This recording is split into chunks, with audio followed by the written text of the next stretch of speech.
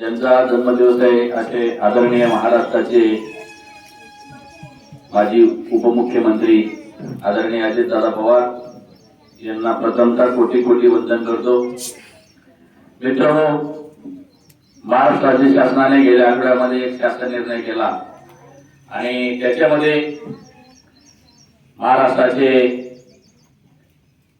दिवंगत माजी उपमुख्यमंत्री आदरणीय अजितदादा पवार यांचा जन्मदिवस यांची जयंती म्हणून महाराष्ट्रभर शैक्षणिक, सामाजिक, राजकीय, निमशासकीय अशा सर्व संस्थांमध्ये अजितदादांचा जन्मदिवस साजरा व्हावा त्या परिपत्रकान्वये आज आपल्या या विद्यालयामध्ये नव्हे तर महाराष्ट्रभर सर्व शैक्षणिक, सामाजिक, राजकीय आणि निमशासकीय सर्व संस्थांमध्ये आज दादांची जयंती साजरी होत आहे। मित्रांनो, अजितदादा हे एक मोठ्या म्हणजे एक मातब्बर नेत्याचे पुतणे होते। भारताचे माजी कृषी मंत्री तथा महाराष्ट्र राज्याचे माजी मुख्यमंत्री यांचे जे पुतणे होते। दादांचा कामाचा धडाका जर पाहिला तर अगदी सकाळीच लवकर उठणे आणि जे काम असेल ते त्याच दिवशी त्याच वेळेस मार्गी लावणे हा त्यांचा कामाचा धडाका होता। कुठलाही शासन निर्णय असो, 2012 या वर्षामध्ये अजितदादांनी जेव्हा शाळेचा अनुदानाचा टप्पा डिक्लेअर केला होता, कायम विनाअनुदानित ज्या शाळा होत्या त्या शाळांना अनुदान द्यायचं होतं, त्यावेळेस अजितदादा हे उपमुख्यमंत्री होते आणि उपमुख्यमंत्री असताना ज्यावेळेस आझाद मैदानावरती शिक्षकांनी उपोषण केलं, आंदोलन केलं, त्यावेळेस अजितदादांनी सांगितलं की तुमचं जे शिष्टमंडळ आहे ते शिष्टमंडळ माझ्यापर्यंत पोहोचवा। ते शिष्टमंडळ अजितदादांपर्यंत पोहोचलं। अजितदादांनी सगळी समस्या जाणून घेतली आणि समस्या जाणून घेतल्यानंतर की याच्यासाठी किती पैसा लागेल, असं नुसतं होला हो म्हटलं नाही, तर याच्यासाठी किती पैसा लागेल, याच्यासाठी किती निधीची तरतूद करावी लागेल हे पहिल्याने सर्व अधिकाऱ्यांच्या मार्फत जाणून घेतलं आणि त्या लोकांना शब्द दिला। त्यावेळेस काळजीवाहू शिक्षण मंत्री होते पतंगराव कदम आणि त्या पतंगराव कदम साहेबांना बोलवून की महाराष्ट्र राज्यातल्या या सर्व शिक्षकांना आपल्याला जशा जशा टप्प्याने अनुदान देता येईल आपल्याला तसं द्यायचं आहे हे सांगून त्यावेळेस राज्याचं आपल्याला वाटतं की शासनाला किंवा मंत्र्यांना, कुठल्याही मंत्री असतील, मुख्यमंत्री असतील, उपमुख्यमंत्री असतील किंवा शिक्षण मंत्री असतील, पहिल्याने जर काही द्यायचं असेल तर आर्थिक तरतूद पहिल्याने करावी लागते, तेव्हा ती कुठलीही गोष्ट प्राप्त होते। आणि त्यावेळेस अजितदादांनी बजेटमध्ये विना अनुदानित म्हणजे कायम विना अनुदानित अशा शाळांना त्यावेळेस टप्प्याटप्प्याने अनुदान देय केलं। एवढंच नाही, दादांनी बऱ्याच गोष्टींचा अभ्यास करून शिक्षण क्षेत्रासाठी असेल, शेतकऱ्यांच्या हितासाठी असेल, अनेक प्रश्नांची त्यांनी उलगडा करून, आता काही मंत्री महोदय जे असतात त्यांना बरेच प्रश्न काही समजत नाही कारण ते योग्य प्रकारे मांडले जात नाही, परंतु दादा मंत्री असताना देखील जो प्रश्न असेल तो प्रश्न पहिल्याने त्या संबंधित व्यक्तीकडनं, संघटनांकडनं, संस्थांकडनं समजून घ्यायचे आणि मग त्याच्यावरती निर्णय घ्यायचे।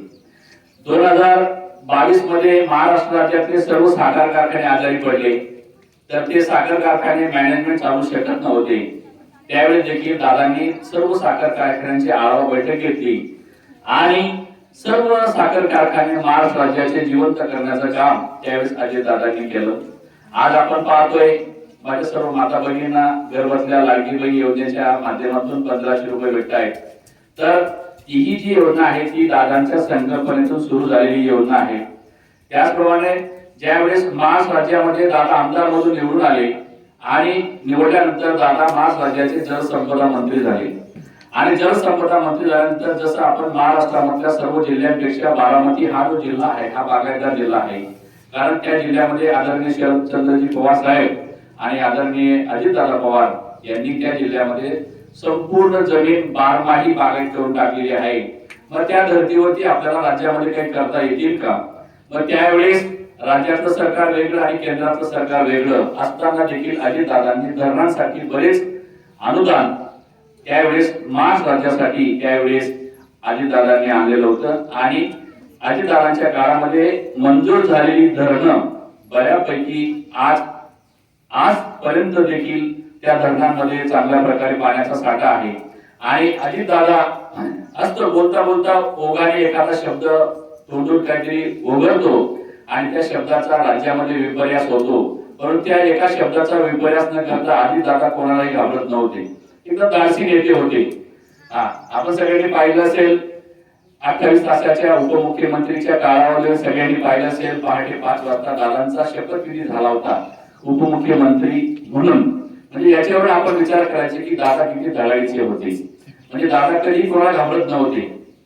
म्हणजे त्यांच्या शब्दात दादा होता म्हणजे तसं दादासारखं नाही वागायचं, परंतु लोकांच्या हितासाठी आणि राज्य शासनाच्या कल्याणासाठी कुठल्याही, आता आपण पाहतो मंत्रालयामध्ये सर्व जे अधिकारी असतात ते क्लास 1 क्लास 2 म्हणजे सर्व क्लास 1 अधिकारी असे असतात की ते बुद्धिजीवी असतात, परंतु प्रॉपर चॅनलने त्यांना कोणतीही गोष्ट माहित नसते. परंतु अजितदादा अशा अधिकाऱ्यांना देखील दादा सांगितले नाही, शेतकऱ्यांच्या हितासाठी आपल्याला करावं लागेल. हे जे राज्य आहे हे शेतकऱ्यांचं राज्य आहे, हे जनतेचं राज्य आहे. जनतेच्या कल्याणासाठी, जनतेच्या राज्यासाठी, जनतासाठी आपल्याला काहीतरी करावं लागेल.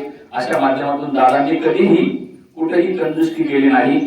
आजही पाहतो आपण बरीच धरणं जोरजोरात कामं चालू आहेत. आपल्या लगतचं जे धरण आहे जामफळ धरण, त्याचंही आज काम जोरात चालू आहे. म्हणजे बऱ्याच ठिकाणी म्हणजे महाराष्ट्र सरकारला भारत सरकारकडनं निधी प्राप्त करून देण्याचं काम आणि त्या कामासाठी किती निधी लागतोय हे अधिकाऱ्यांच्या मदतीने दादा समजून घ्यायचे आणि आजही सगळ्यांसाठी निधी उपलब्ध करून देण्याचं काम अजितदादा करत होते.